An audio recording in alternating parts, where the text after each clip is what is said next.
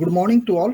On behalf of the organizing committee, I, Dr. Malay Kumar Nath, the coordinator, and Dr. Sanjay Vankapur, the co-coordinator of the Atal FDP, welcome you all to the fourth day of the online Atal FDP program on harnessing AI for medical signal and imaging diagnosis. Today's speaker is Dr. Sioko Bom Ko, professor at Department of Electrical and Computer Engineering and the Division of Biomedical Engineering, University of Session1, Canada. I welcome Professor Ko to the online FDP program and hand over the mic to Ms. Divya to provide a small description of the resource person. Over to Ms. Divya.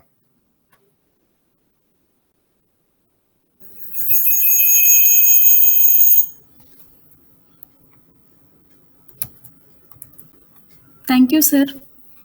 Good morning, everyone. It's my pleasure to welcome you to today's workshop on topic Efficient Hardware Implementation of AI Model for Medical Signal and Image Diagnosis. We are honored to have with us a distinguished expert, Dr. Siukbum Ku. He is currently working as professor at Department of Electrical and Computer Engineering and the Division of Biomedical Engineering, University of Saskatchewan, Canada. He received his PhD from the University of Rhode Island, USA in 2002.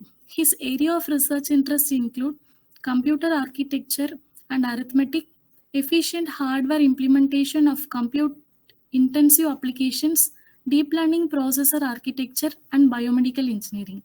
He is an IEEE Circuits and Systems Society Distinguished Lecturer in the year 2024 to 25, a senior member of IEEE Circuits and Systems Society and an associate editor for IEEE TVLSI, IEEE TCAS2, IEEE Access, and IET Computer and Digital Techniques.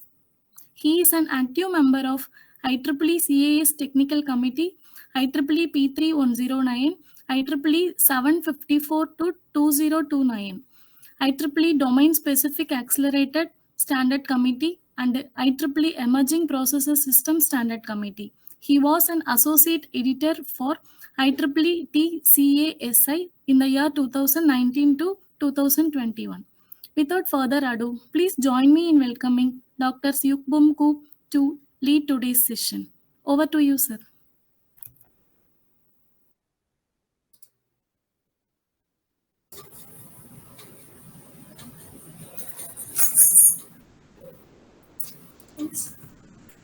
Yes, sir.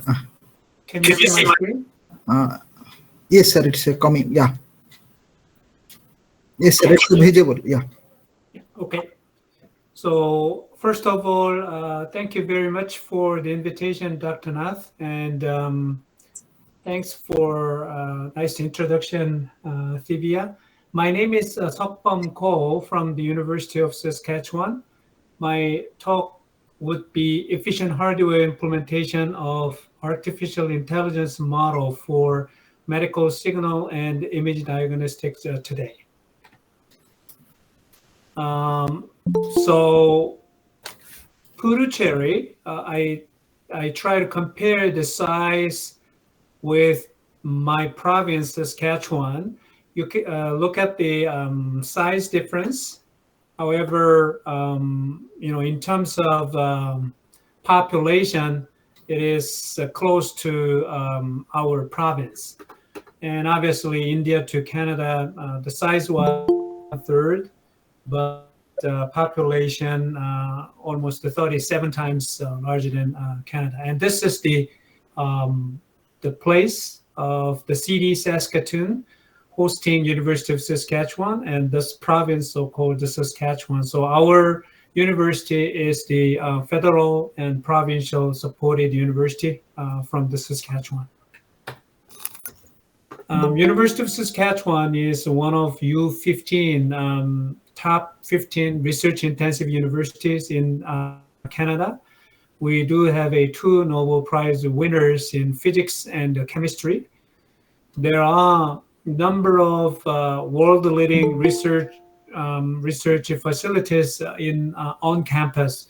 One of them is the Global Institute of Food Security, and the other one is Global Institute of Water Security. and we have only one national facility, Canadian Light Source, specialized in biomedical engineering. So we have a frequent visitors from all over the world to use the biomedical beamline, and a vaccine infectious disease organization VIDO is also one of the world leading research centers. This is our university's homepage. If I narrow down to electrical and computer engineering, we had Dr. Andrew down on the booth, who is one of the top computer engineering pioneer.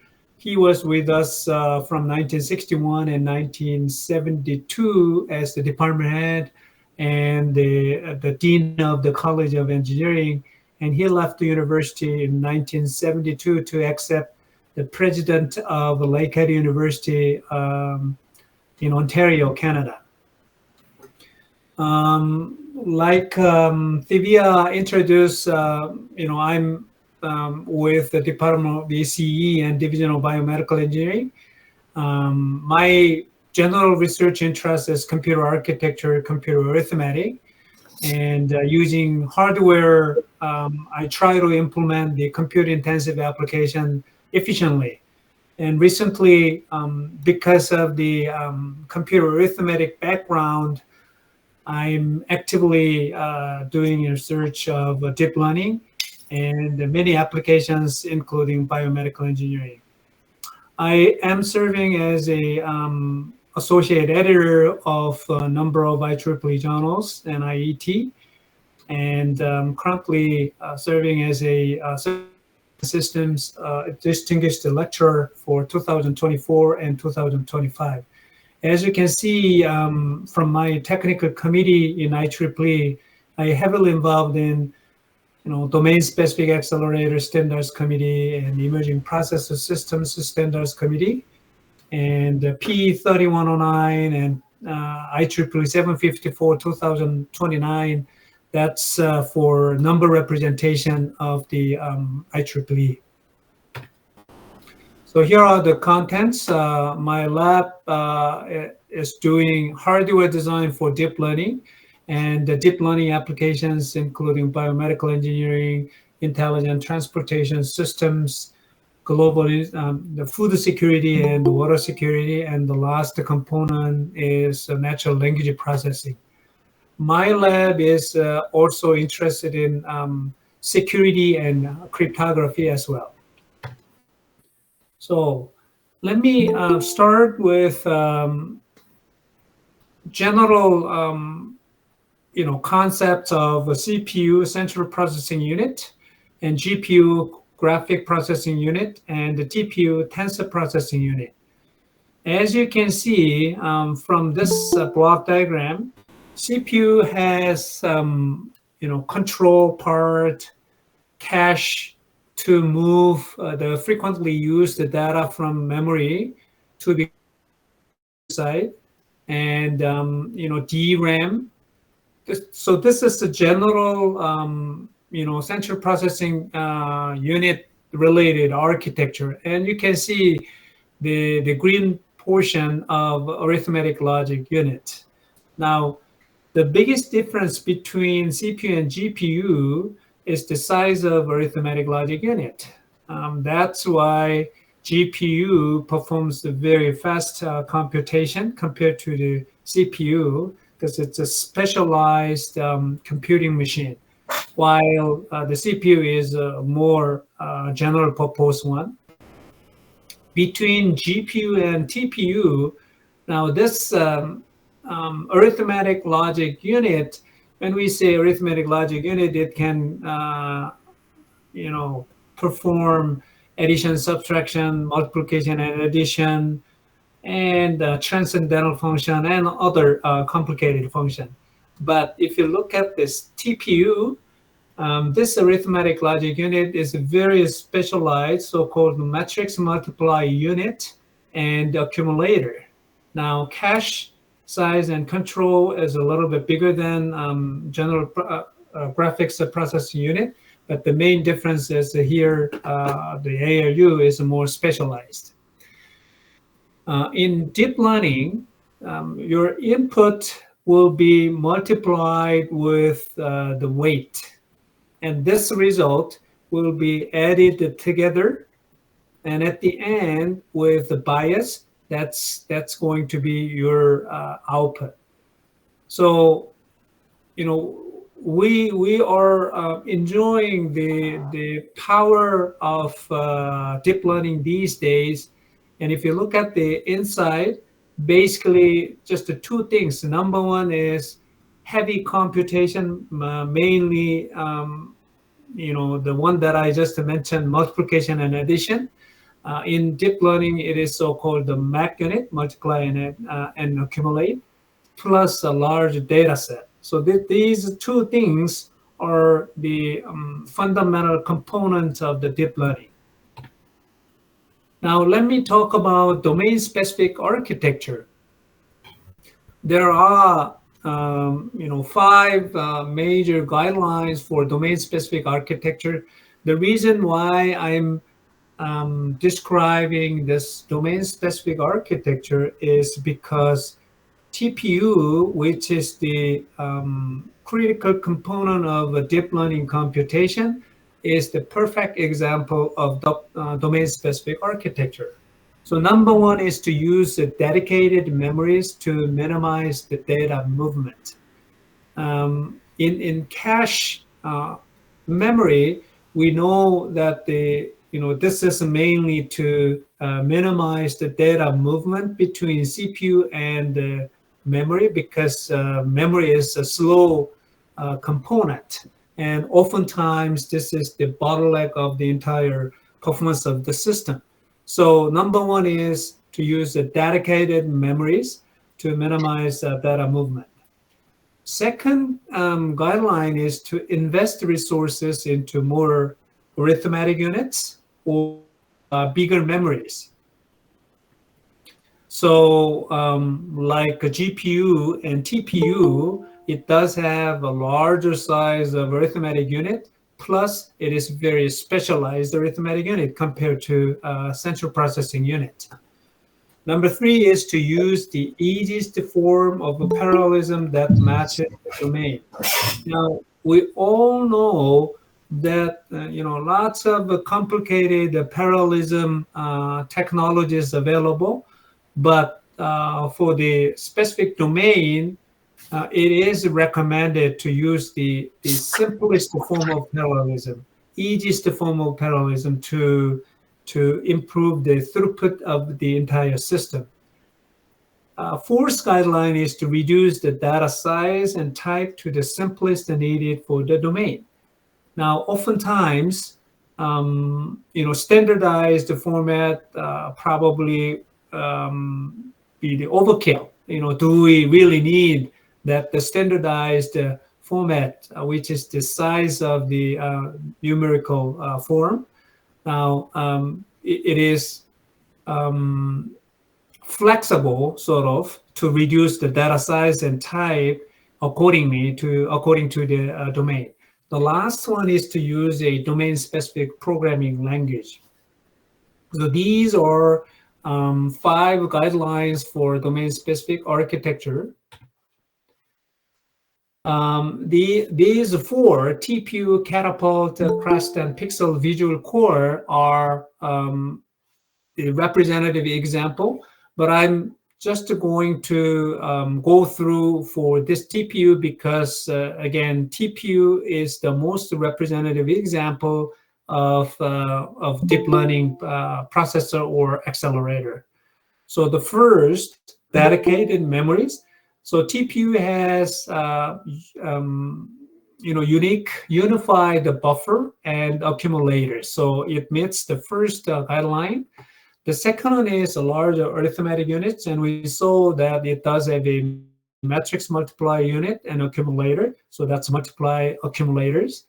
Easy parallelism, it does have a single threaded rather than using multiple threaded SIMD and single instruction and multiple data.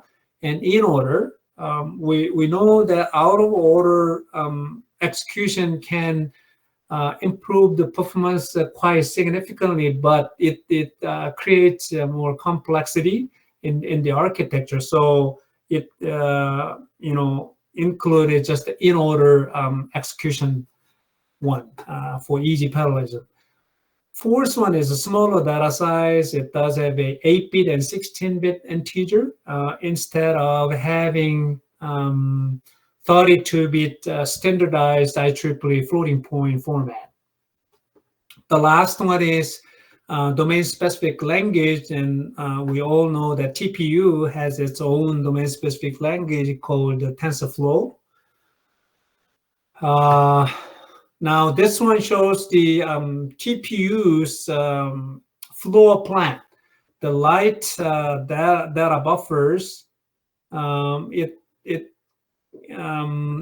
occupies about 37%, computations about 30%, and medium IO, that's about 10%, and control has only 2%. So this control is much larger in CPU or GPU system.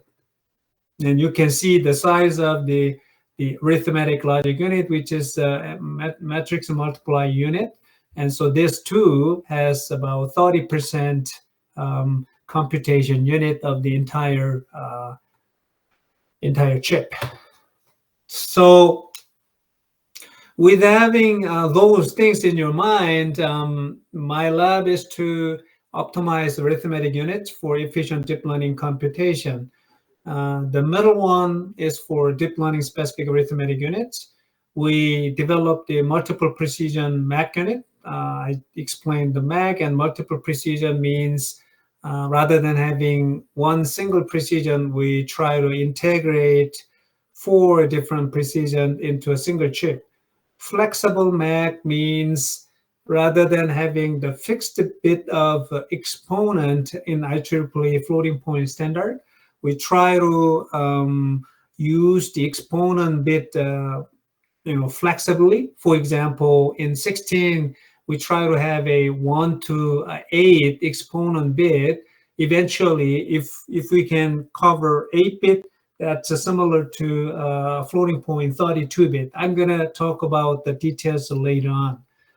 POSIT is the new number representation introduced in 2017. So we developed the POSIT-based MAC and POSIT-based multiplier. And we studied the approximation computing, which sacrificed the accuracy very a little bit, very, very small, like even unnoticeable accuracy loss. However, the power and the speed and area wise, it can significantly improve the performance. And the general purpose arithmetic units can also have some benefit of MPA, multiple precision, and this is FMA. And the last one is the 3D memory architecture. So we try to combine the in-memory computing so that simple calculations can be done in the memory rather than sending it to the CPU.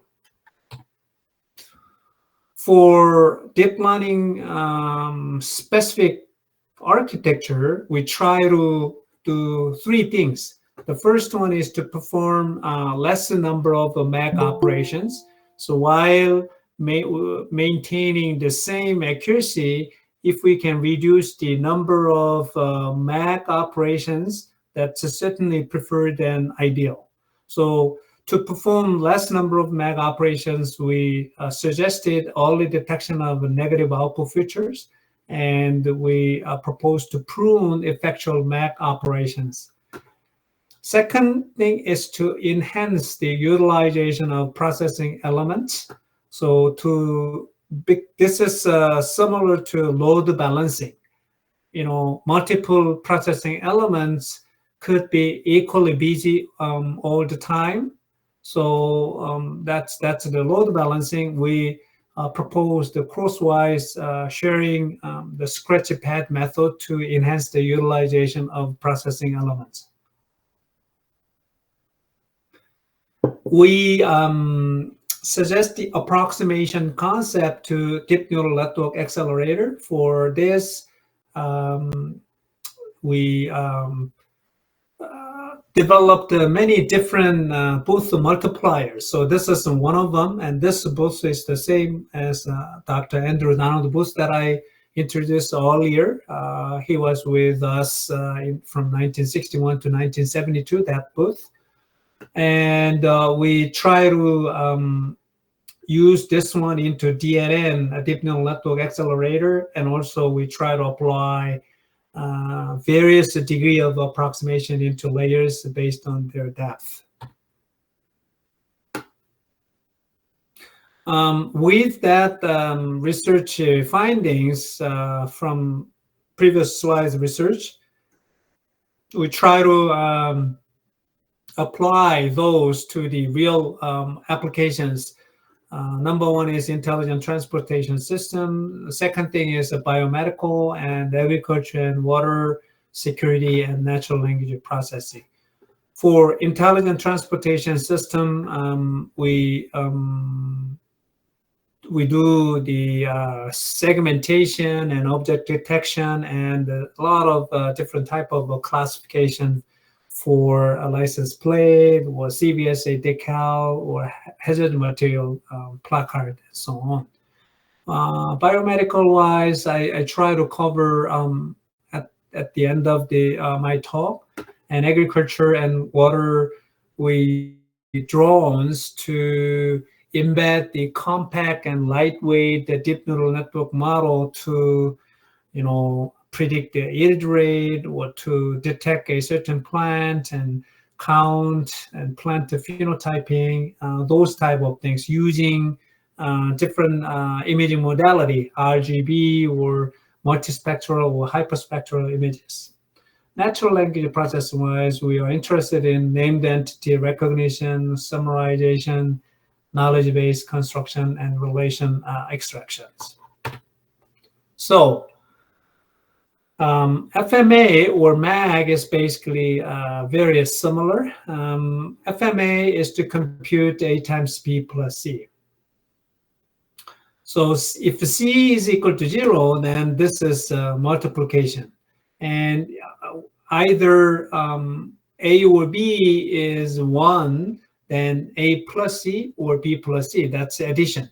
So this single instruction can cover multiplication and addition. So this is so-called FMA. In all these, microcontroller has this one hardware instruction, and the other operations was done by a software. So this is historically very, very important arithmetic operation. This one have been used in many applications, including FIL filter and the deep neural network these days very heavily. So this is the basic computing unit in many CPUs and GPUs.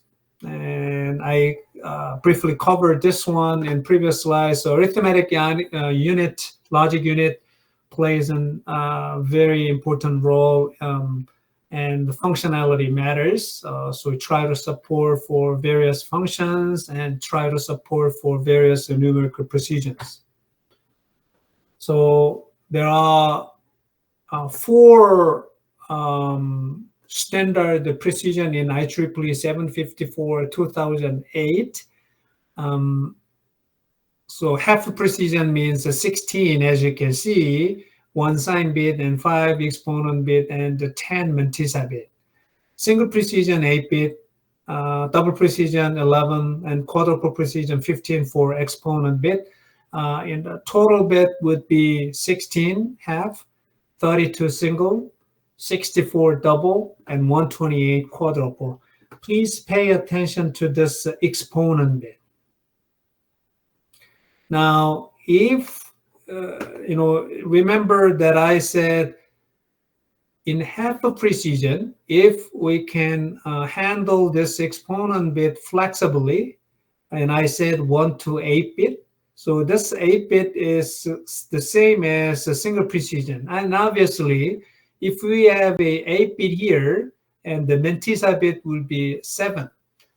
Now, when you remember the exponent, the mantissa on sign bit is just a plus minus symbol, right?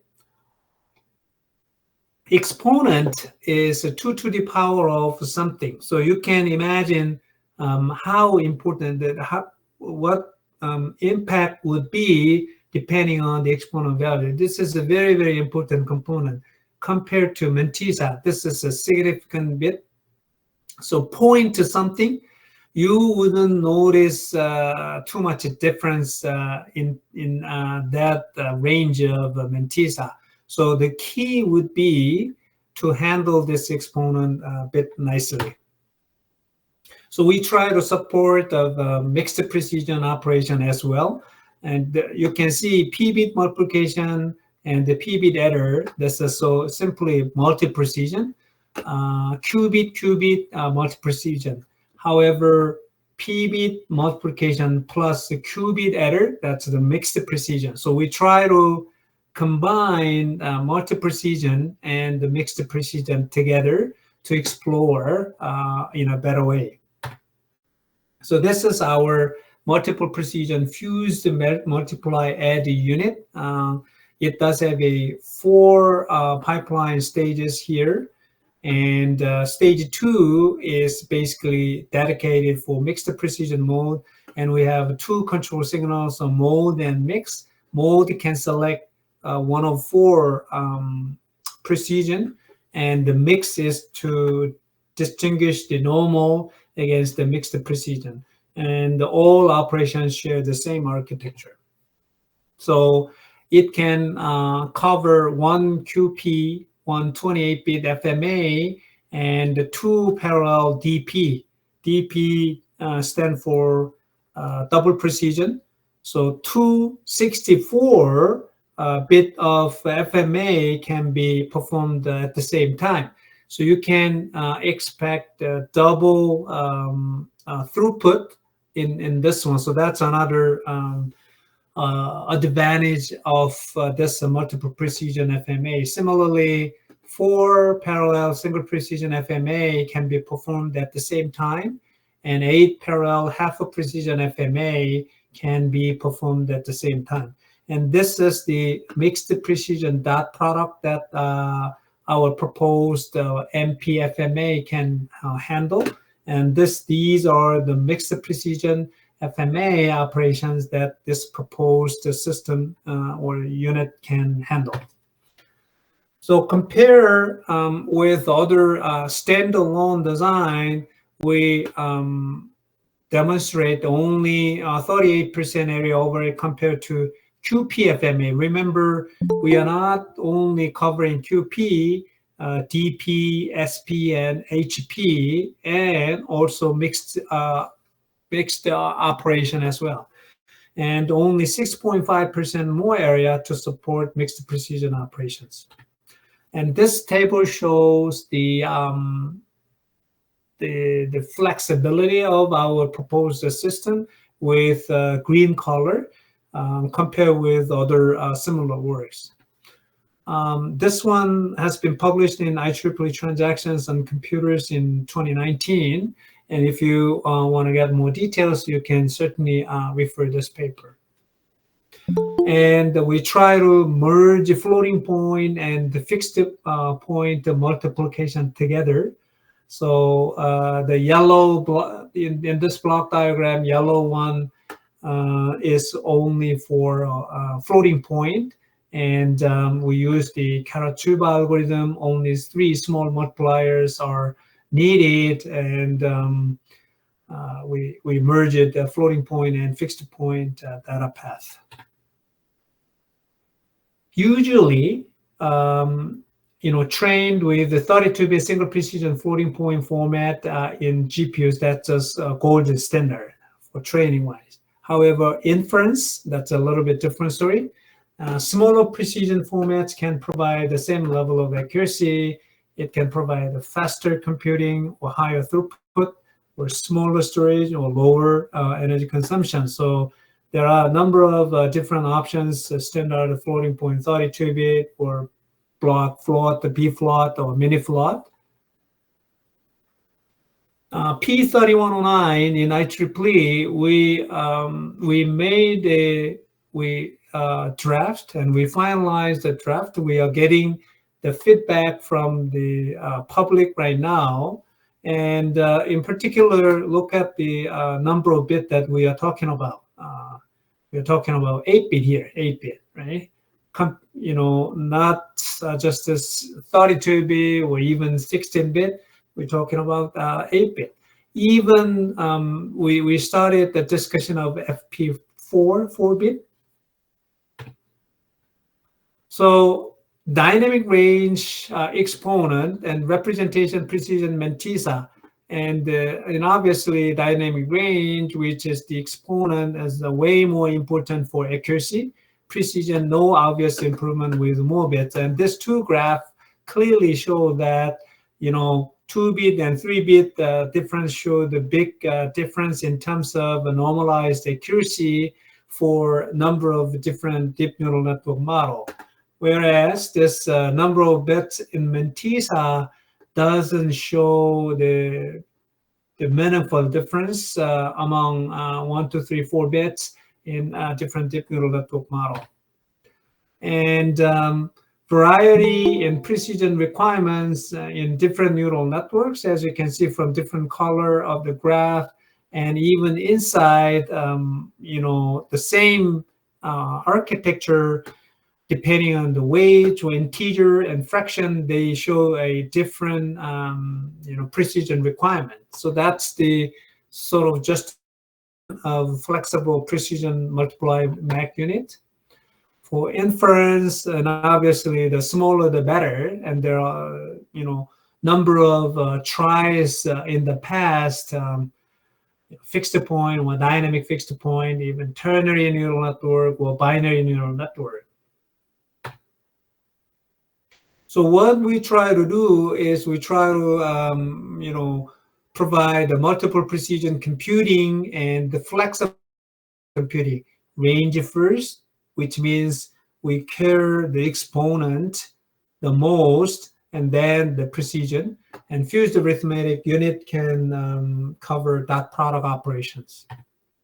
So this is our proposed flexible precision Mach unit, and we can support 16-bit FLP, 2 8-bit floating point multiplication plus a 16-bit add-in and 16-bit fixed point Mach. And to be more flexible, we can provide the number of the different combination. Also, flexible precision computing wise, exponent 1 to 8-bit. Remember that even if this one is 16-bit, this is the same as floating point 32-bit. And for 8-bit, we try to flexibly use exponent 1 to 60-bit. Sorry. So this is the way that we mask for mantissa and exponent bit.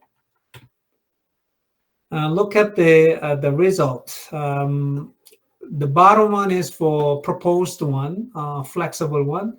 And when we compare with the floating point to 16, you can see the ratio of the delay is 0.92 versus 1, area-wise 0.82 to 1, power 0.88 to 1.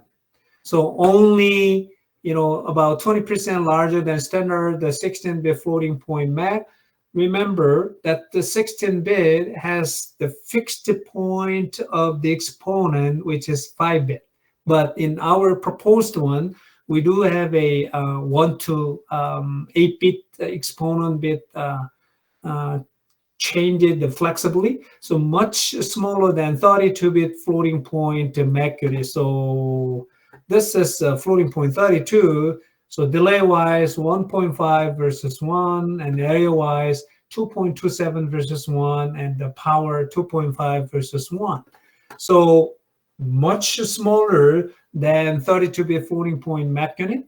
but it provides enough accuracy for deep learning computing, right? So, it's obvious that proposed architecture shows a very good performance against the floating point 32 in terms of delay, area, and power.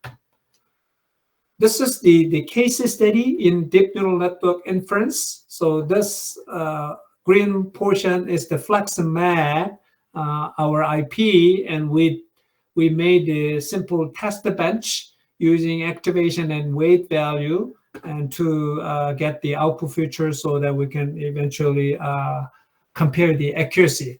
So we tested a number of different deep neural networks for layer precision configuration, and we demonstrate that our FlexMag works really, really well. And this one has been published in 2020, IEEE Transactions on Computers. If anyone wants to get more details, certainly it can be referred. The next one is the POSIT format. The value of the representative number can be calculated using this regime bit. Compared to the floating point, which is the green portion, you can clearly see two main differences. The number one is around 1 here. POSIT provides higher accuracy than floating point. That's number one. Second thing is, extremely large and small right here can be represented in POSIT, but with less accuracy, right? So these two characteristics would fit into deep neural networks very well. So this is going to be perfect number representation in deep neural network. This one was introduced in 2017 here. So we proposed the POSIT, the Mach unit generator. As you can see, the way to get the real POSIT value is not straightforward and simple. So we automate the procedure to get the parameterized POSIT-based Mach architecture, and that was based on C-based one to produce a Verilog code for Mach unit. And we facilitate the use of POSIT in deep learning computation.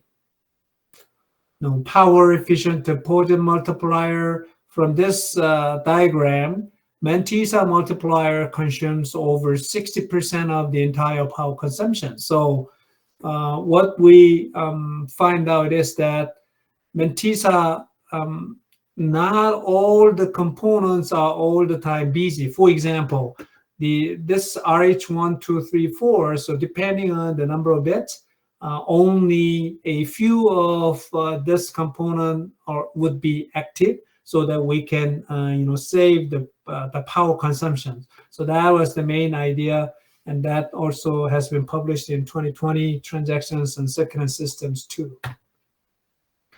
This one is the efficient multiple precision POSIT multiplier, a similar concept as the multiple precision, so 32, 216, and 4 8-bit, right? So that's the to support the trans-precision computing, so that it can save the energy. This one is the variable precision approximate floating point multiplier. So we proposed the approximate B block floating point 60 multiplier in order to reduce the power consumption. And we used the POSIT method to determine the number of bits to be truncated, so that we can have a more systematic way to determine the truncation level. And that has been published in Transaction on Circuit Systems 2 in 2022. We also provide the approximate POSIT multiplier for deep neural network computation. We use the estimated product exponent to truncate the partial product, and we also propose for both the linear domain and log domain designs for Mach unit. Because in log domain, addition can cover the multiplication, as you know, right? So this is one of different approaches to provide the flexibility. We extended for POSIT format of any bit width, and we found out that the log domain POSIT design achieves close to IEEE floating point performance metric. And this one has been published in IEEE Journal on Emerging and Selected Topics in Circuit and Systems in 2023. And also we proposed the approximate multiplier for deep neural network computation. Either we can use a least significant portion for approximation or the middle portion.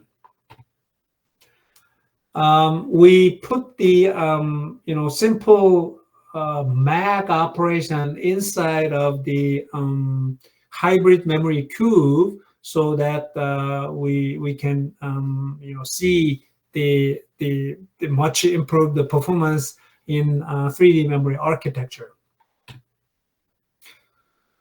The next topic is the approximate computing. Approximate computing is to alter the architecture such that there is a reduction in accuracy a little bit in exchange for lower power consumption, area usage, and delay. In this IoT era, and also the small handheld device like a smartphone era, this is crucial to provide the much compact and lightweight model of the deep learning. So approximate computing or concept is one of the key ways to make it possible.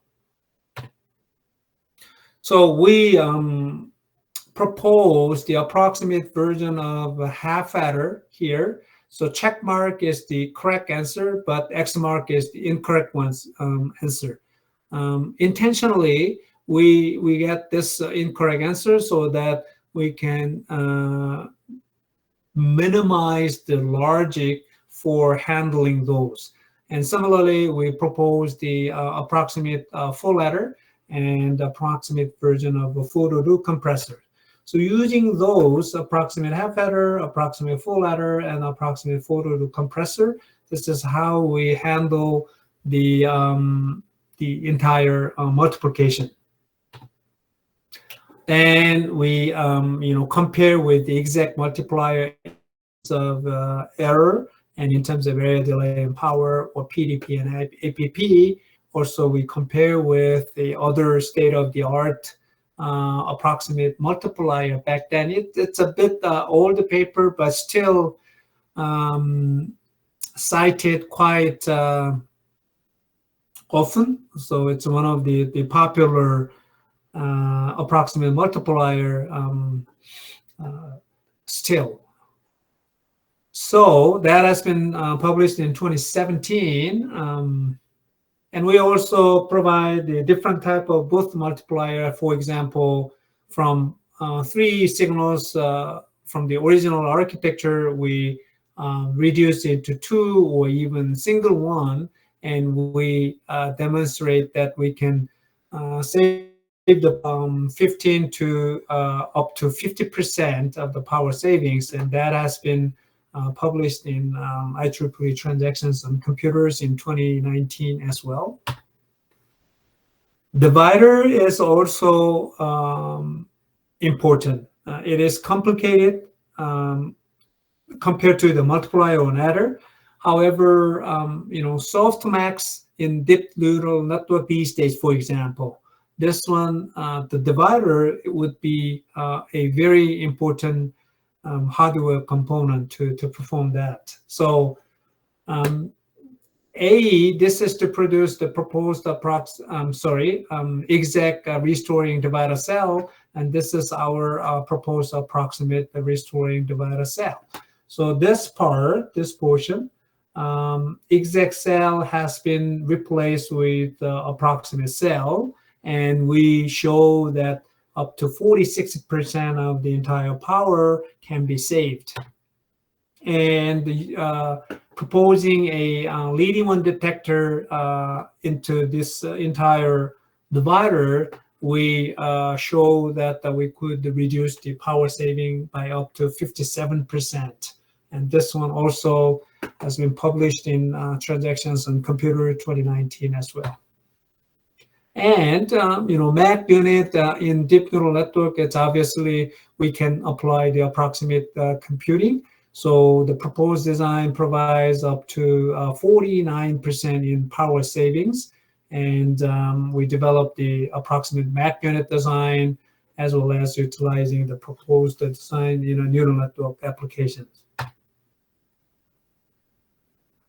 Now, deep neural networks do billions of computations for classification, segmentation, and object detection. There are three main ways to handle those: the GPU-based accelerator, AG and FPGA-based accelerator. The last one is in-memory computation-based accelerator. And my lab is focusing on this one because they are cheap and efficient in terms of power consumption. Even though it does have some disadvantages like memory bandwidth restriction and expensive data movement. Typically, energy efficient state-of-the-art DNN accelerator has three features. Number one is the local data reuse.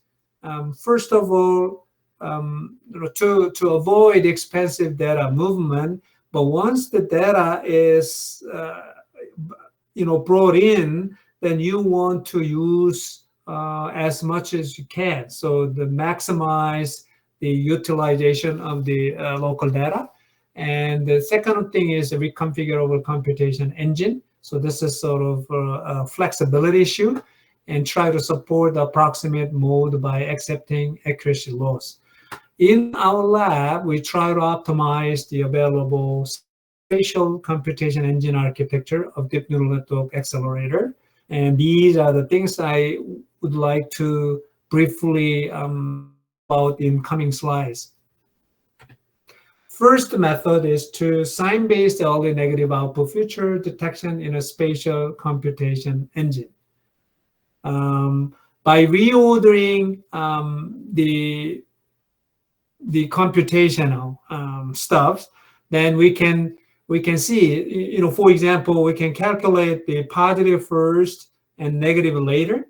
Then once the sort of activation value is reaching to the 0, then the next one is obviously -1, so we can certainly stop. So that's what it means, the sign-based only negative output feature detection, rather than performing the entire computation. We can stop earlier so that we can save the power. And we use the MIT's Iris architecture to embed this early sign-based negative output feature detection. And this one has been published in 2020 IEEE Transactions and Circuited Systems 2. Winograd is the way to reduce the number of multiplication compared to the regular computation. It does increase the number of addition. However, since the cost of multiplication is much more higher than the addition, so Winograd algorithm or conversion works really well in the heavy computation stuff. So we, prove that this Winograd algorithm-based early detection of negative output feature works really well.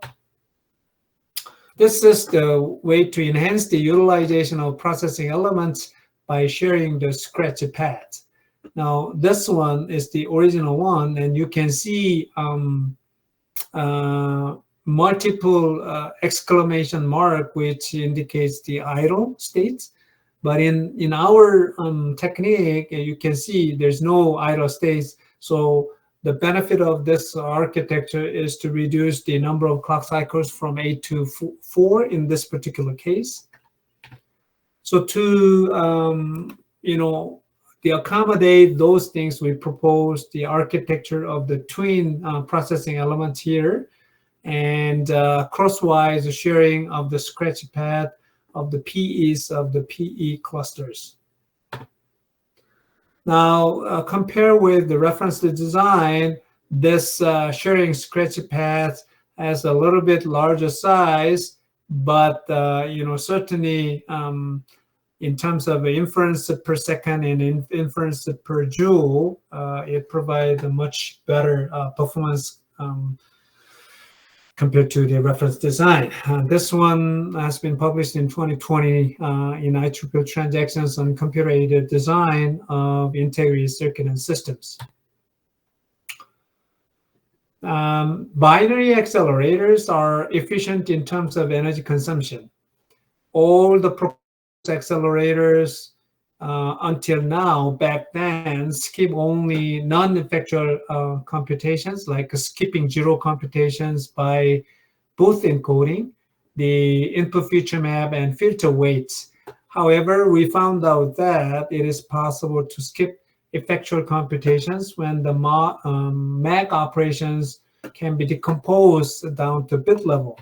For instance, in this case, these are all the shared components, so this part can be extracted outside, which is the smaller size of the MAC compared to the regular. By doing so, this was possible because element-wise multiplication of shared elements are only performed once by shared PEs. Each shared PE is smaller than a regular PE. So this is smaller than regular MAC. And the computation delay-wise, 20 to 11, and the number of MAC operations, 144 to 104. So it's obvious that the proposed design has a better reference design in terms of the GMAC per inference, and all other performance metrics shows the better performance.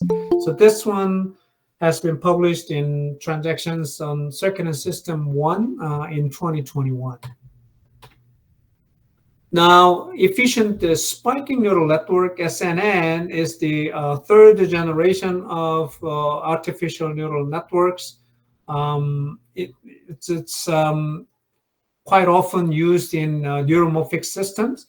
And the problems of realizing this SNNs in hardware all the time, the heavy computation cost and memory intensive. So we try to reduce the numerical precision for this one. So we did the experiment to find those two things. The number one is a fixed point format with a 7-bit fraction here can achieve as same accuracy as a single precision floating point. The second one is a fixed point format with a 10-bit around here. Fraction can be used to train the spiking neural network to achieve the same training accuracy as a single precision floating point. So we build the simple circuits to prove that the reduced precision can perform a similar level of computation with the regular one. So that has been published in IET Computers and Digital Techniques in 2019.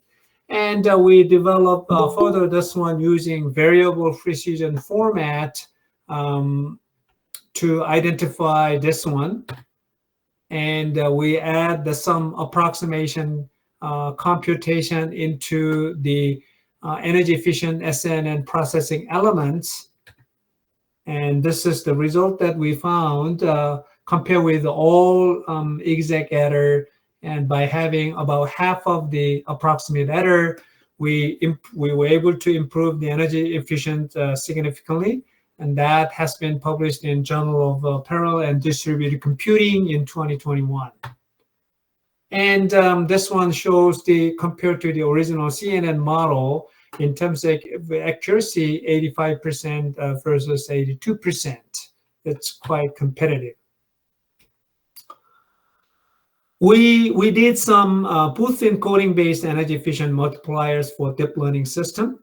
This one is efficient shift-based multiplier, and with this novel re-encoding, we were able to reduce the network layer size by half.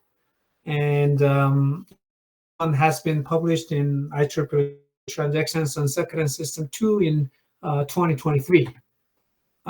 If you look at this table, this is the original one. Required bit is 8, and our proposed one is only 4, because this one is based on power of 2 booth encoding. And the size, you can see the significant reduction here for 2 different benchmark. And the accuracy wise is still competitive, 75 to 74, 96 for 95. But this 4-bit, the same bit for PTQ, that's a post-training quantization, size is similar as the same as us. However, look at the accuracy. So 75 versus 17, and the 95 versus just about 10%. So we demonstrate our proposed novel power of 2 encoding scheme works really, really well. And we compare with the exact multiplier and this, several other state-of-the-art booth multipliers. And this is the result. We also provide the decoder reduction approximation scheme for both multipliers. So by structuring the booth decoder in this manner, having this encoder select block, we were able to reduce the number of decoder from n/2 to n/4. So this one has been published in IEEE Transactions on Computer this year, 2024. So like I said, 1/2 could be reduced to 1/4, and we proposed the various type of boost decoding multipliers, so 8-bit, 16, and the level of approximation accordingly. So throughout the result, we successfully demonstrate the effectiveness of the proposed DRA scheme compared with the state-of-the-art works. Okay. Now, recently, we are doing TF TensorFlow to RISC-V end-to-end framework. There are a number of reasons why we are focusing on this one, but mainly we found out that the lack of a framework for generating waveforms for accurate power estimates, and we were unable to evaluate the varying forms of data flows and the approximate multipliers impact. So these are the potential contributions that we are envisioning. We will generate this type of files, and we are building the RISC-V processor plus a neural network inference engine by having some flexibility of RISC-V instruction set architecture to extend VEXT and new EXT. And these are the design features that we are considering right now. We try to provide a radix state booth multiplier 32-bit and number of different math functions like running means and max or average operation and various activations. And this is the implementation overview. We are thinking of a two-way superscalar processor plus a vector coprocessor. And recently, we are interested in digging the transformer architecture. This one is in terms of the compression. This one has been very popular in particular natural language processing. But again, it does have a high compute cost and high memory requirements. This BERT model has 12 encoder layers, and it is well known that 6 encoder layers works very well. However, the question is, how can we select the 6 from those 12? There are 924 ways to prune 6 layers. Number of different methodologies have been introduced, just the bottom 6 or top 6 or every other 6. What we propose is that we use the 100% of the configurations trained for 5% of the total training time. And then the next take top 50% winning configuration. Now we have only 50% of configuration trained for 10% rather than having 5%. So keep doing the same thing, and we got the top 50% winning configuration. So that's the way to get half of the 12 layers in BERT model. Now, look at the current result based on the benchmark circuits. Other than this QNLI, compare with the greedy layer pruning, which is the state-of-the-art work, and our short training proxy showed the much better performance compared with others. So we published this one in IEEE Systems on Symposiums on Circuit and System 2024. We are extending this work to the journal right now. The next one is a modular training for transformer compression. So the objective is the transformer compression at matrix level. It's easy to remove layers, however, difficult to reduce individual weight matrices. And some existing works, direct fine-tuning result in poor performance, and most researchers rely on pre-training the smaller model again, because then obviously it's very expensive. So what we propose is we separate this two from the original distilled BERT, and then training this one separately, then assemble later on in here. So by doing that, we demonstrate that our work is pretty competitive in terms of accuracy. And look at the compression percentage. Our is close to 60% compared with others. So because of this, performance, we were able to show that it's a faster 2.5 times, and the smaller 58.25% compression rate, and maintains 99% of the performance. The last one is we are interested in injecting noise into gradients during backward pass of the training. And there are some, things that we particularly focus on, like covariance can be used to guide noise, and we can use a variance as a more practical approximation to covariance, and effectively act as an implicit adaptive learning rate. So we proposed a adaptive gradient noise injection, and each one, the original one, and this is our one. So most oftentimes our proposed one shows the better performance than the original one in a number of different benchmarks. Okay.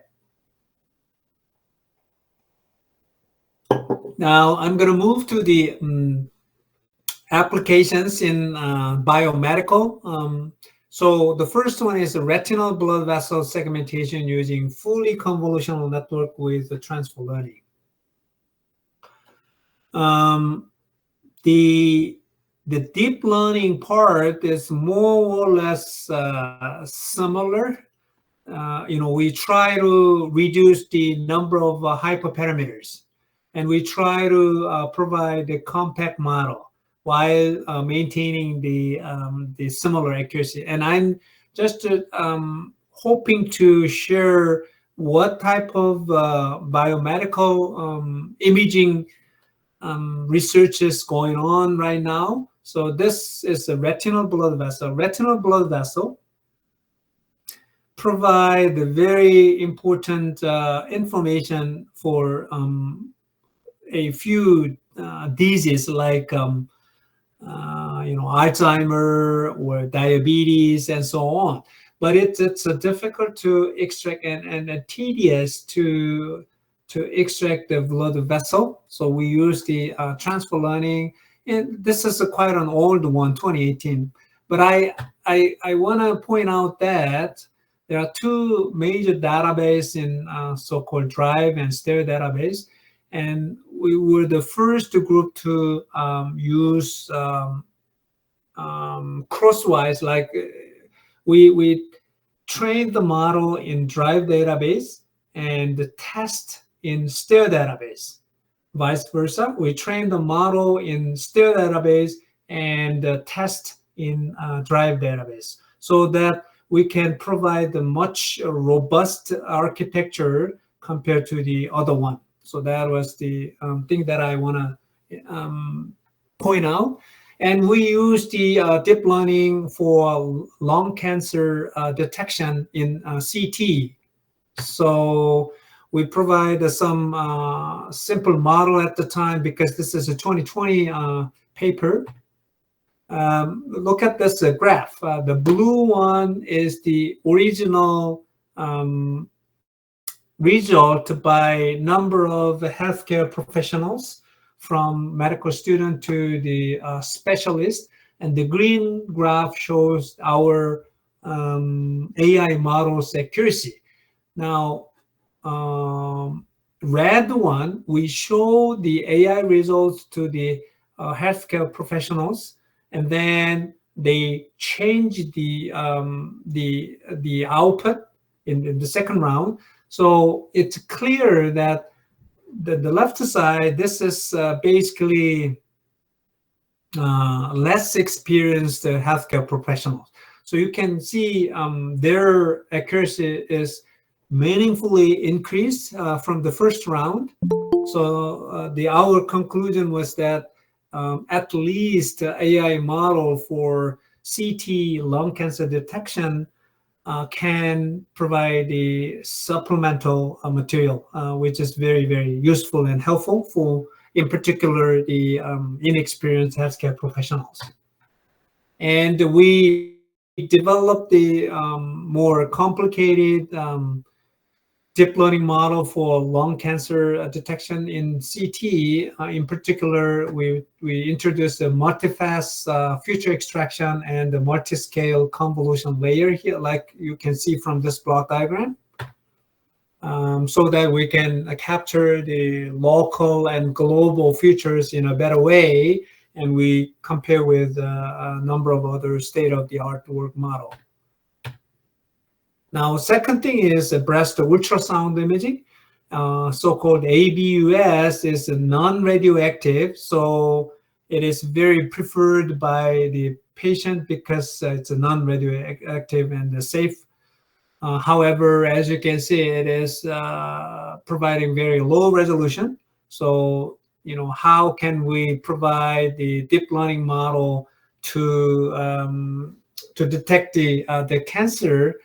Otherwise, it'll take a significantly longer time compared with other, imaging modality, in particular mammography.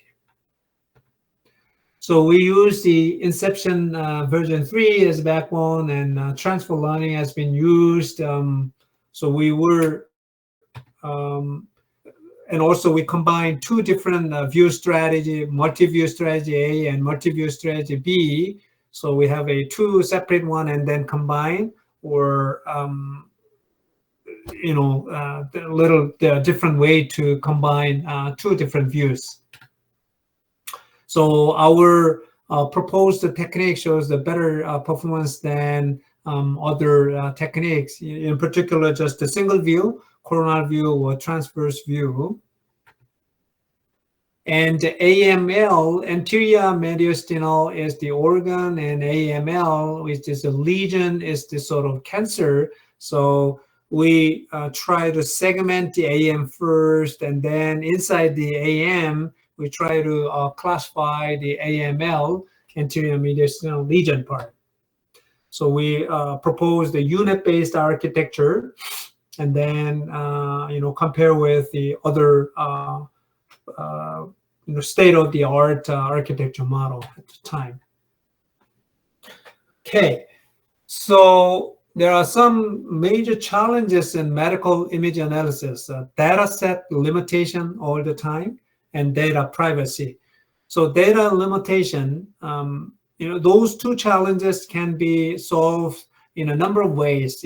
Number one is a generative adversarial network, GAN network, can help. Or transfer learning or data augmentation, you can certainly increase the data size, or developing robust and efficient lightweight network is a suitable approach to overcome the data scarcity issue in those domains. So this is the one that I just want to introduce. Now, for data privacy, my lab is, I didn't include this slide into this presentation, but so-called the differential privacy, DP, is also a very powerful tool to provide the data privacy. So we are currently working on designing the hardware for DP to protect the data privacy. So this is the proposed method. We proposed the multi-group convolution attention, so-called MGCA, and the squeeze and excitation. So in this one is concatenation channel, and this one is depth-wise separable convolution, and this is a squeeze and excitation. And this one shows the original layer from ResNet 18, and that has been replaced with our MGCA SE, which is this guy. So these are the MGCA, this part and this part and this part, this part. So that has been replaced with this layer from ResNet 18, and that has been recently accepted in 2024 in Springer Neural Computing and Applications. So this one shows that this column shows the ResNet 18 MGCA SE, which is our model, and compare with the ResNet 18, this is almost half of the parameters. And also our ResNet 50 MGCA SE compared to the regular ResNet 50, 12.7 million versus 23.5 million. So it's clearly half size of the model, but look at the accuracy and the precision, recall or F1 score compare with the original one. For example, all the case right here, all the case compare with the original ResNet 18 and ResNet 50, and here the same thing here and here. Our proposed network shows the better performance with half the size of the parameters. The next one is ankylosing spondylitis diagnostic systems. This one is so-called as AS. It's very difficult to diagnose this one because it typically takes 7 to 10 years to develop. So we try to automate the AS detection based on CT, MRI, and UTE. So this is some backgrounds of AS erosion symptom. So we use a traditional machine learning, including random forest or GLCM, LBP texture features, and actually it works pretty well. Erosion versus young control, over 90% of the accuracy and sensitivity compared to the old one, because it's more complicated and it's more challenging to distinguish the erosion among old control patients. So still 82% accuracy and 81% sensitivity.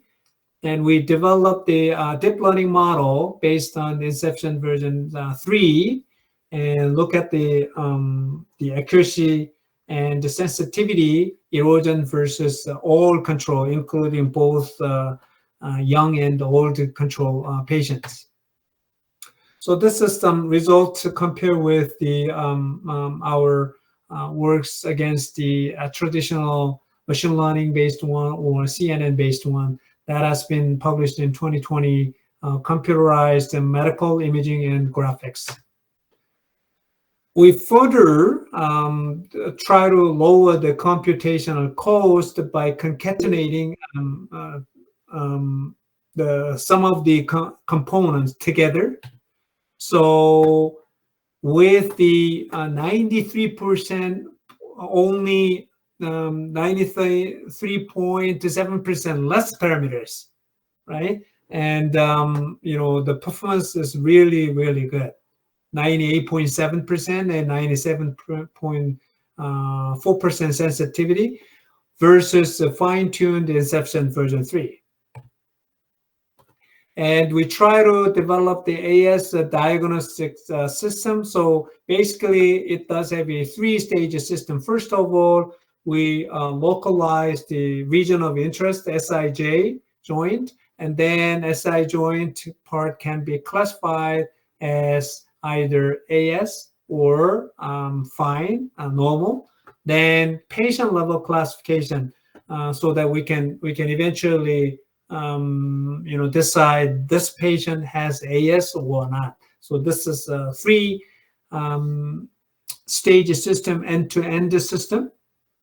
And the first SIJ detection, we use the traditional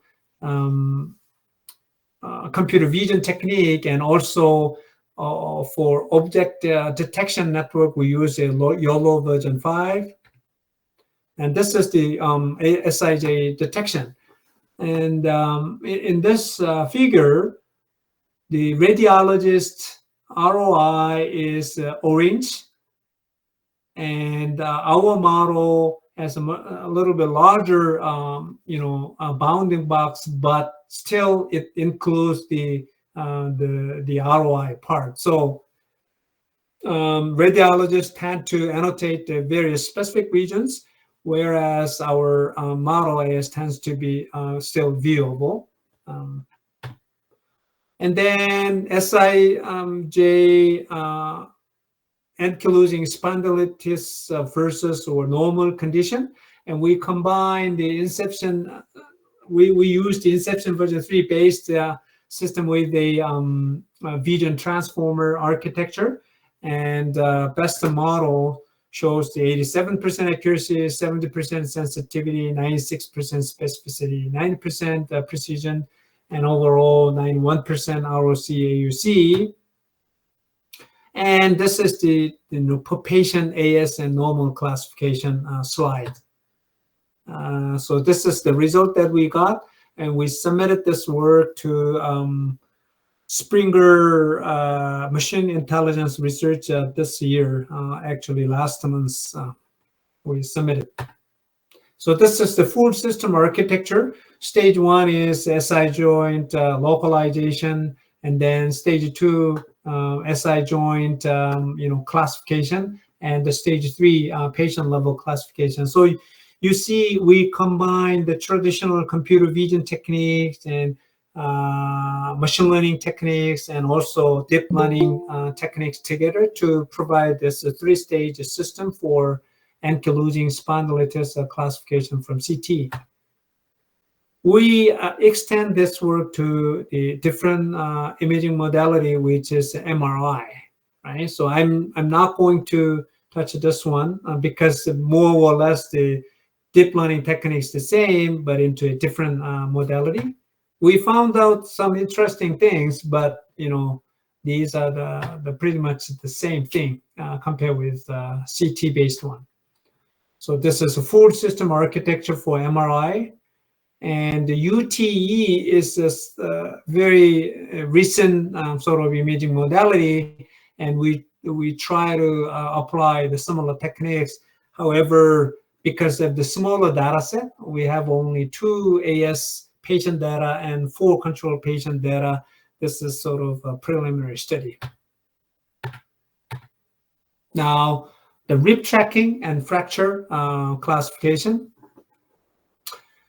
It is relatively easy for a radiologist to track and determine which of a human's 12 ribs have fractures. Looking through, however, more than 200 CT scan frames can be very tedious and tired for doing that.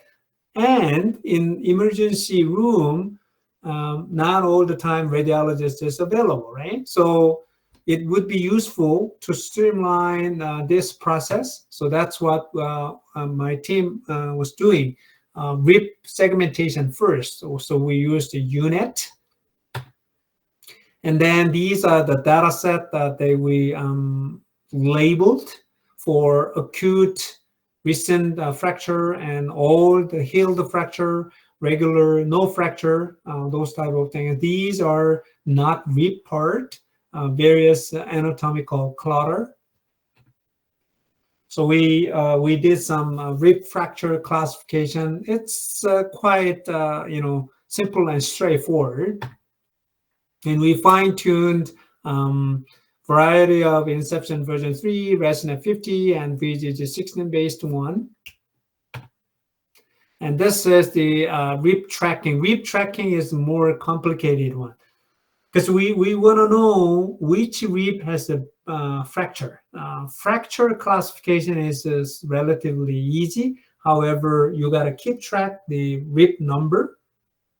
So that's quite challenging. And this is the way that we develop. The orange color, that's for deep learning, and the light blue, this is the traditional computer vision. Like AS 3-stage system, we also combine the traditional computer vision and deep learning, in this case, some UNET or vision transformer and so on. So this is the rib tracking result that we got. So when we say tracking fracture, both classification among 1,000 control patients and 1,000 fracture patients, we got close to 80% accuracy for control patients and 75% of the fracture patient, which shows a very, very good results. And we try to improve the performance furthermore and fine-tuning the model right now. So this is an example. And you can see, red bounding box is predicted acute, and blue is old, green is regular, gray is non-rib.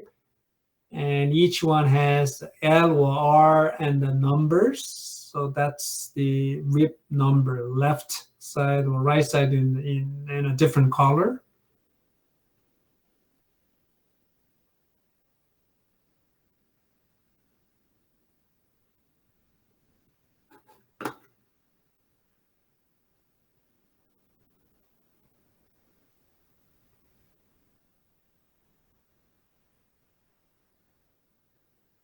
Okay. And these are some research publications for this particular work. And we have some, future works, and these are some ideas. So if I wish I can, recruit some students, even from today's audience, if anyone is interested, just to try, contact me by email. Gout classification from DECT imagery. DECT is a dual energy CT introduced, not long ago, about around 2010. At the time was considered as a very like game changer imaging modality. However, radiologists found out that they provide too much false positives. So it would be useful to have a diagnostic model to overcome challenges associated with this false positive region of interest. So these are the data set that we have, and we have a some computer vision techniques to extract the region of interest. And then TOFI, which is gout versus artifact classification. We fine-tuned the Inception version 3, ResNet 50, and VG 16-based CNN. And these are the results that we got eventually. Best was the linear SVM model. And also, similarly, we have some good plan for the future work. How can we improve ROI detection, and how can we improve the classification of CNNs or final per patient prediction algorithm? And these are the papers that we published regarding this gout classification from DECT imagery.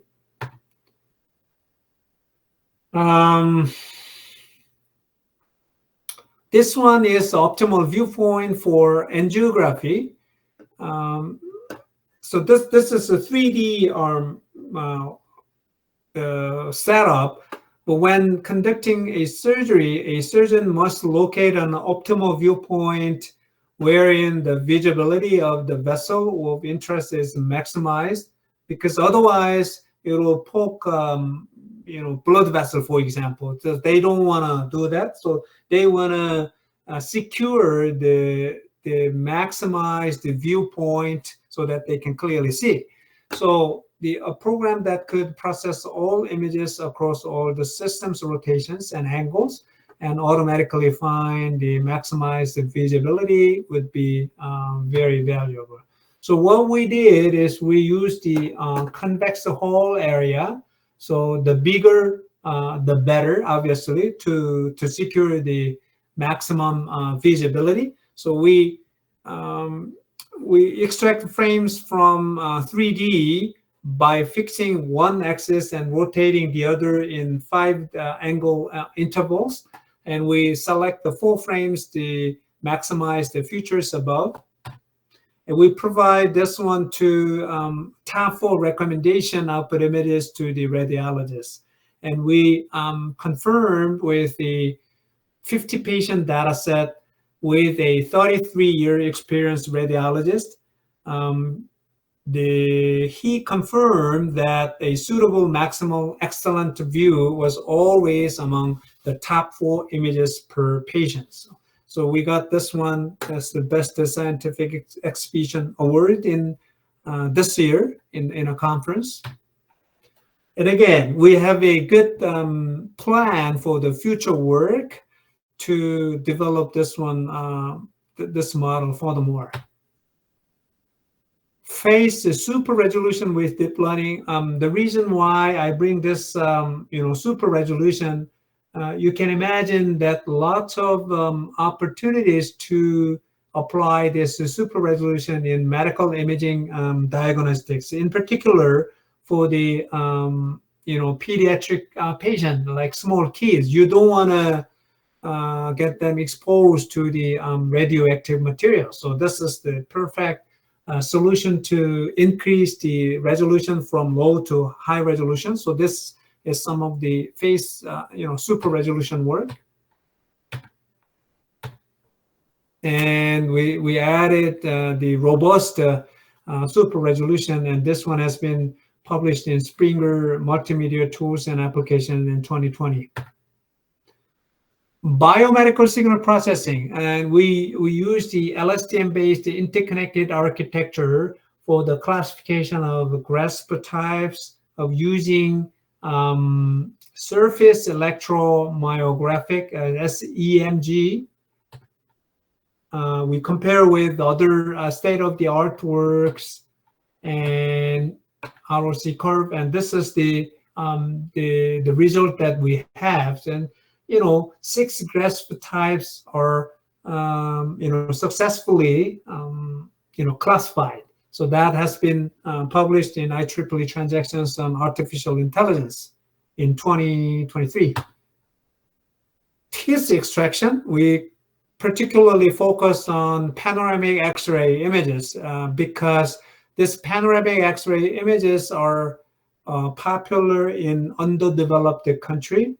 So we try to provide teeth extraction techniques and teeth segmentation technique for using deep learning.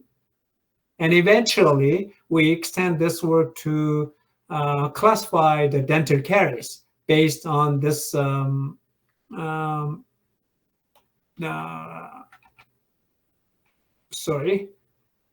panoramic X-ray images.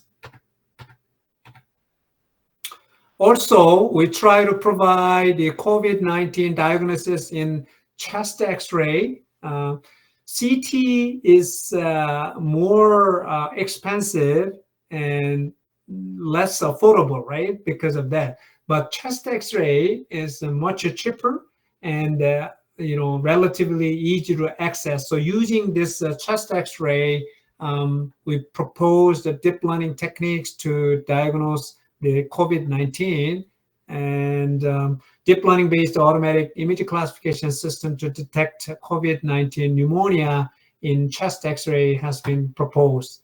So this is the unit-based semantic segmentation, and we use the DenseNet 121 as the backbone. And these are the results, and we compare with others. That has been published in Springer Multimedia Tools and Application in 2022. Ongoing, again, like other works, we have a solid plan to, improve the performance furthermore. In particular, we are focusing on convolutional block attention module, which is CBAM, as the next one to try. Automated carcass assessment system for swine welfare. We try to build the end-to-end system to measure the welfare of the pig industry, because there's no single system, and we installed the camera in the air, and we looked at the some lesions of the pig carcass and try to measure the tail lengths, which are the strong indicator of the welfare of the pig carcass. So this is the entire model that we developed, and we compare with the state-of-the-art works, and we compare it with the human expertise in terms of tail and head or body parts, and tracking the pig carcass as well.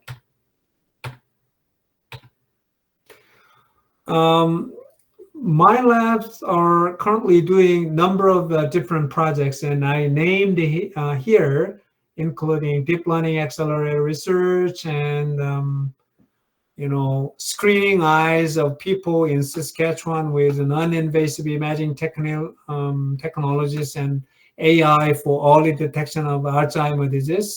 This is currently we are doing. And the synthetic contrast enhanced MRI for pediatric neuroimaging, and you can see the value of a super resolution, and AI CT-based biological AG as a novel predictor of cardiovascular and all-cause mortality. And these are related to my current, today's topic, the talk. Summary of my presentation: to optimize arithmetic unit for efficient deep learning computations. And I introduced some of the recent technique for deep learning specific arithmetic units today. And for deep neural network accelerator architecture, I introduced 3 different ways to do that, and introduced 4 specific techniques to to reach that three main things. And to create and train and optimize deep learning network and model architectures, introduce various type of biomedical imaging techniques from College of Medicine and College of Dentistry and College of Veterinary Medicine. All right, so I would like to wrap up my presentation today, and before that, I want to acknowledge my funding agencies and all of my students and staffs to do this wonderful project together. Without their help, I couldn't get any result to share with you today. I'll be happy to get any questions or feedbacks.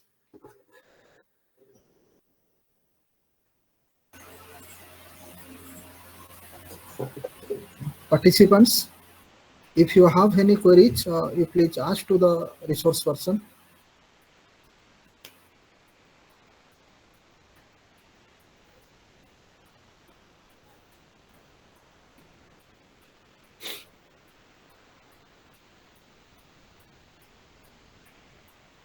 Hello, sir. Good morning. Hello. Sir, I had one query.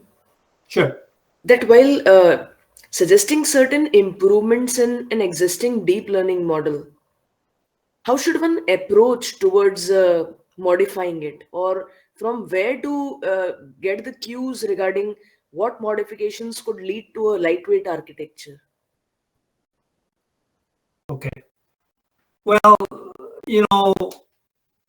there are a number of ways to do that.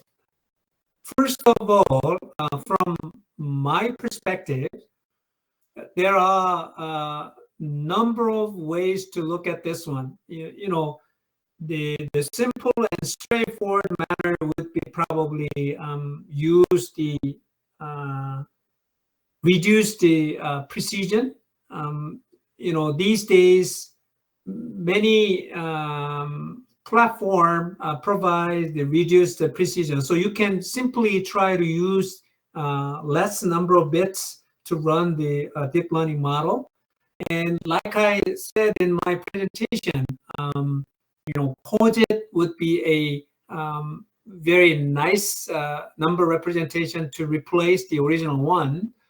The issue, though, is because if you want to use a POSIT, then you want to build your own model. Otherwise, there's no way to access the standardized format. But that's the secondary thing to consider.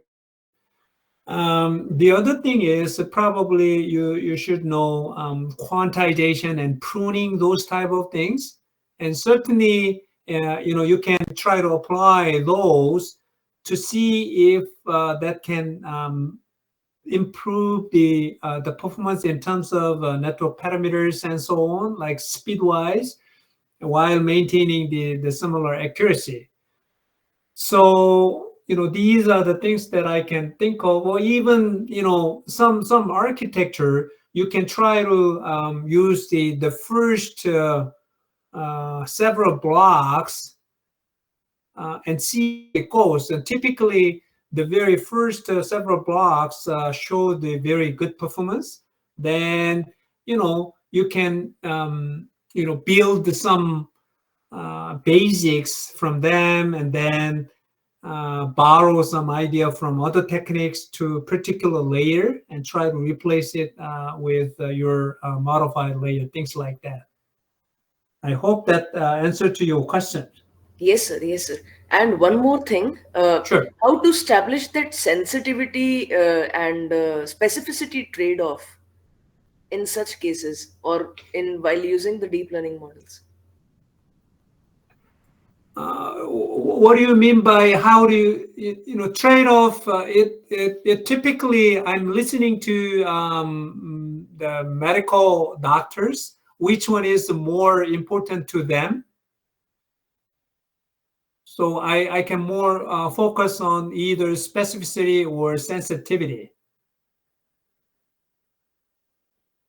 Does it answer to your question? Sir, in what context can we compare both of them? I mean, from medical perspective, the doctors could consider true positive rate to be an important factor. Right, right. And from my perspective, while running the algorithm, I would try the same as well. But there could be cases where the true negative rate could be the point of focus.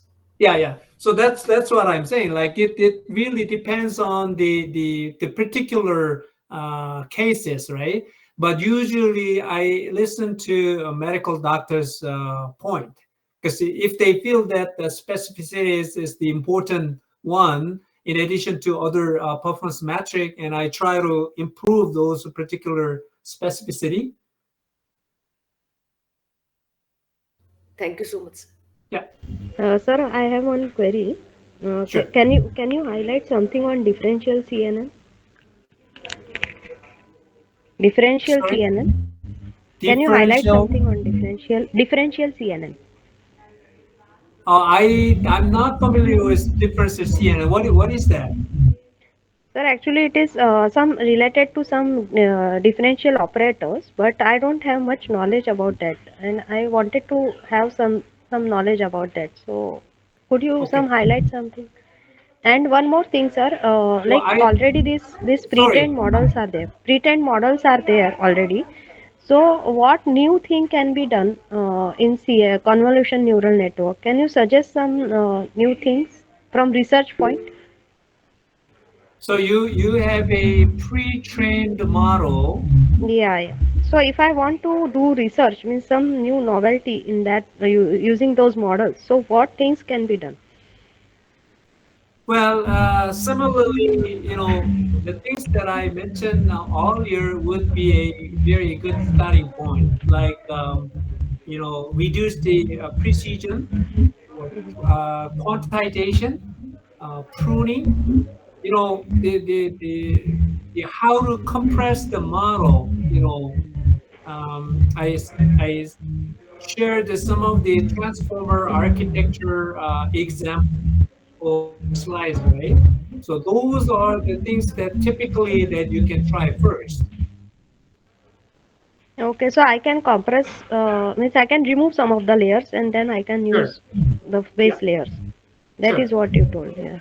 Yeah. And can we develop some kind of model without using existing, means which can be better, pre-trained, or can we have some customized model and that could be better than this? Is it possible? Well, I think I would lean towards the customized model, but it doesn't create too much a headache to use a pre-trained model, right? So you can Yeah. certainly double check which way would be a better way, because pre-trained model running wouldn't be too much headache. Okay, sir. We can ensemble them. We can Yeah, make them yeah, together.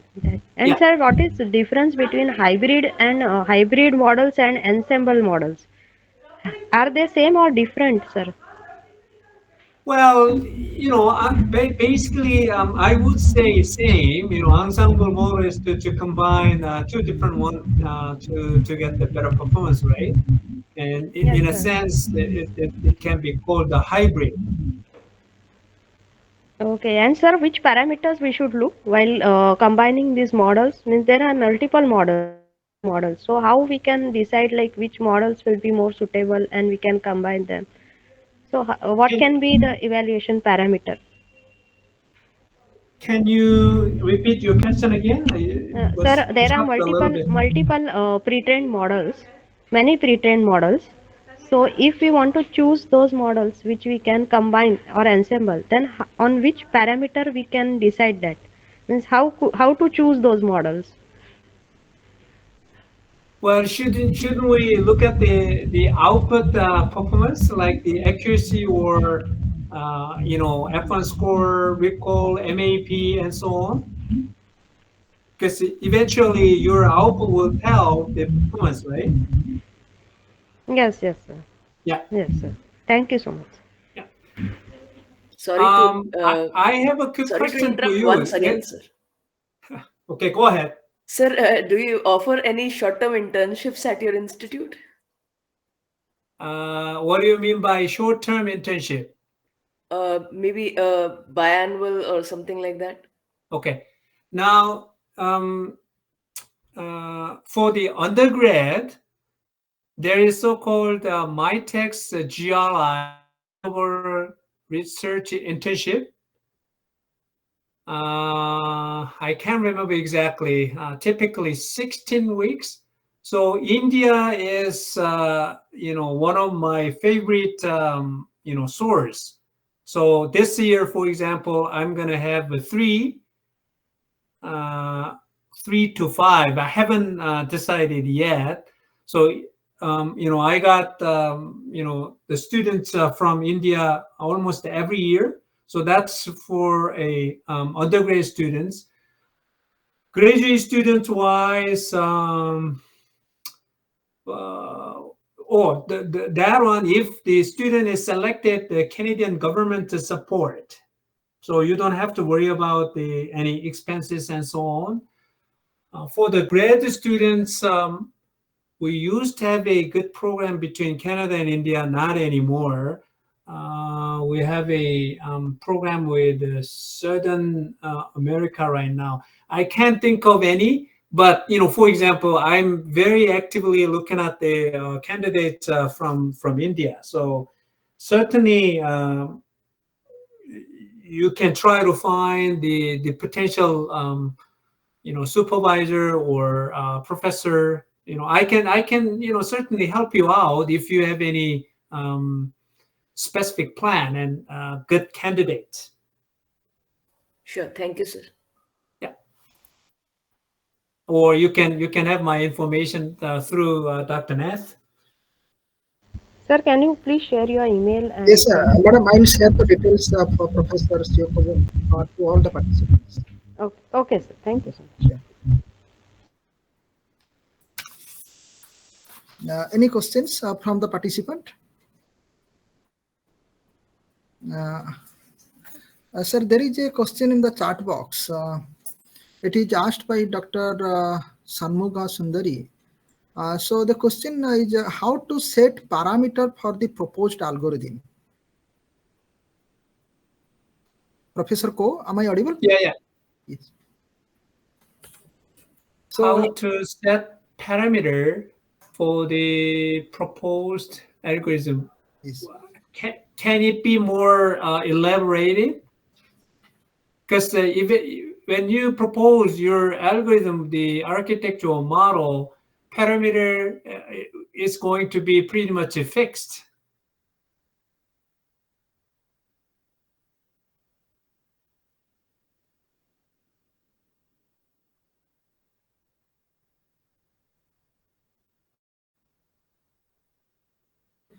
Dr. Sundari,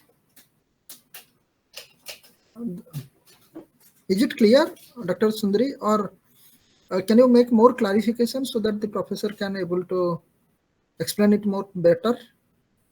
Yeah. Okay. So let's begin. Again, like if you have more questions, anytime, I'll be happy to communicate by email. Yes. Sir, I have one question. Sure. Sir, in one of your slides, you have discussed about adaptive gradient noise injection. Mm-hmm. So how you decide the noises? That means adaptively will decide the noise.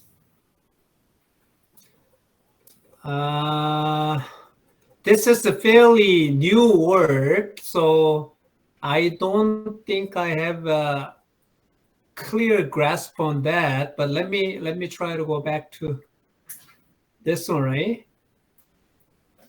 Yes, adaptive. Yes, sir. Yeah. Well, my understanding, this is a very new work from one of my students from India, by the way. So, we try to decide this noise level sort of, a little bit flexibly rather than having just a fixed way. So this is not done yet. We are writing the paper, And once probably we have a solid algorithm and structure, that certainly I can share it with you. Okay, sir. Thank you, sir. Yeah. Yeah. So if you look at the result here, Yes, sir. The top one here, for example, here is the original one, and this is the one that we have our noise injection rate, and this two as well, and this two as well, two. So all the time, not all the time, most often time, the bottom one shows the better results. Yes. Thank you. Yeah. Thank you, sir. Sir, the next question is, you have discussed in one of your slide that we have to go for augmentation for increasing the database for training the model. Yeah. But many of the research papers told that for biomedical images and signals, augmentation may not be suited. So can you suggest something related? What is your opinion regarding this? That's true. Not all the time data augmentation helps, but also that's the dilemma. Obviously, all the time we are facing the lack of data set, right? Yes. So either you got to go, unsupervised learning, or if you go with supervised learning, then definitely you need more data. Yes. So I guess my suggestion is to closely work with the medical person. So make sure that you got the right results to be applied to the medical setup. Yes. Yeah. So the last question, sir, I just want to know. In one of your slides, you have discussed about the model MGCASI. The new model that you have developed. Sure. And you are claiming that it has less number of parameters compared to the other models. Mm-hmm. So for what kind of application this can be used? Means any specific application, or how many classes it can able to handle? So, I don't know if you can remember this one. We were able to reduce the parameter size by half. Yes. And it shows a better accuracy, right? Yes. So, obviously, handheld type of medical devices would be perfect, case. Yes. We can apply. But typically, if you reduce the parameters, then likely your accuracy proportionally will be lower. But this one was quite interesting. The researches that we found. Yes. Thank you, sir. The main thing is by adding the attention concept to the model, maybe that's why we got the good results. Yes. Yeah. Yeah, thank you, sir. I hope there is no more questions from the participant.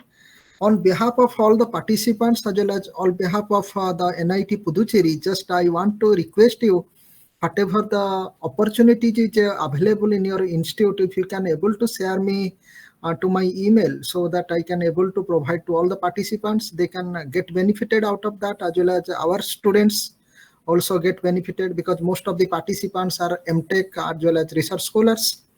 So it will be a great help for our participants as well as the NIT Puducherry also. So now I like to thank Dr. Sioko Bomko for the wonderful talk on hardware implementation of AI model for medical signal and image processing. Sir has discussed about various diagnostic techniques for different modalities. I like to thank Professor Ko for accepting our invitation and delivering the wonderful talk. Thank you, sir. Thank you. My pleasure. Thank you so much, everybody. Yeah, sir, one small request. We'll just request our participant to on their camera so that we can have a group photo. Sure. Sir, please, can you stop sharing your slides so that... yeah.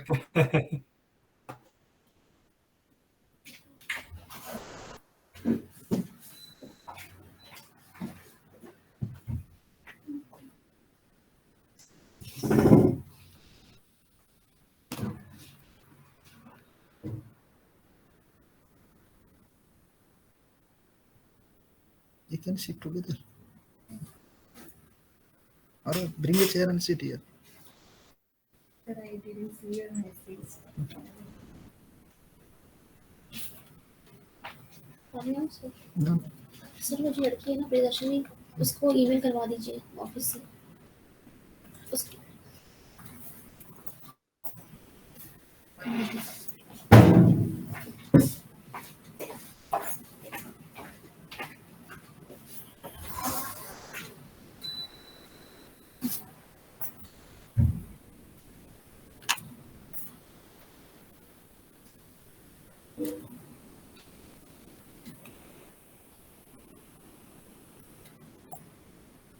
Dr. Pooja, Dr. Maha Lakshmi, any others, please on your camera. Yes.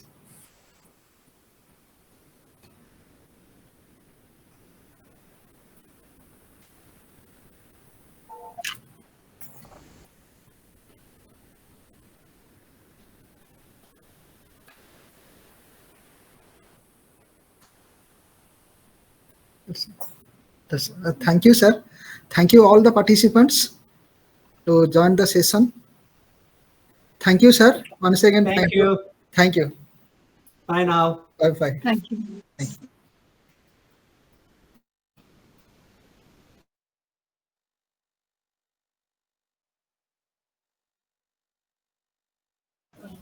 Participants, the next session will start at 2 p.m. Thank you so much. Yeah. Thank you, sir. Thank you.